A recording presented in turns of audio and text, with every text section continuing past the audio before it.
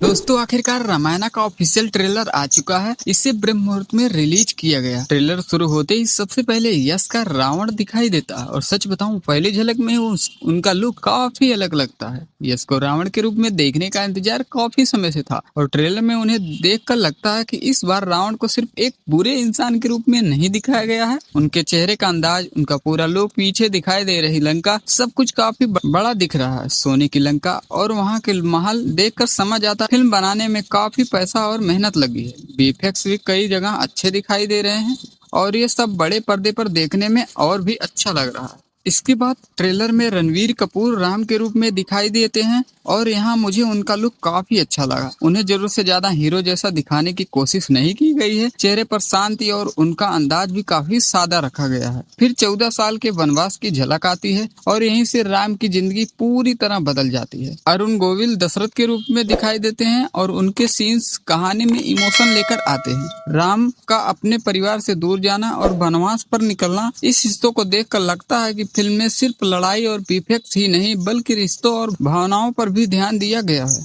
इसी सफर में साई पल्लवी सीता के रूप में नजर आती हैं। उनका लुक काफी सिंपल रखा गया है और रणवीर के साथ उनकी जोड़ी भी अच्छी लग रही है। ट्रेलर में दोनों के ज्यादा सीन्स नहीं है, लेकिन जितना दिखाया गया है उससे उनकी कहानी को लेकर एक्साइटमेंट बढ़ जाती है और फिर बात वापस रावण तक पहुंचती है। यश को दोबारा रावण के रूप में देखकर समझ आता है कि फिल्म में सबसे बड़ा मुकाबला आखिर किसके बीच होने वाला है। एक तरफ राम है और दूसरी तरफ रावण। ट्रेलर में दोनों की पूरी लड़ाई नहीं दिखाई गई, बस थोड़ी थोड़ी झलक दी गई है और शायद यही वजह है कि मेकर्स ने ट्रेलर में बहुत कुछ नहीं दिखाया, क्योंकि रामायण को 2 पार्ट में बनाया जा रहा है। उनका पहला पार्ट दिवाली 2026 पर सिनेमा घरों में आएगा, जबकि दूसरा पार्ट 2027 में रिलीज होगा। यानी कहानी अभी काफी लंबी है और मेकर्स के पास आगे दिखाने के लिए बहुत कुछ बचा है।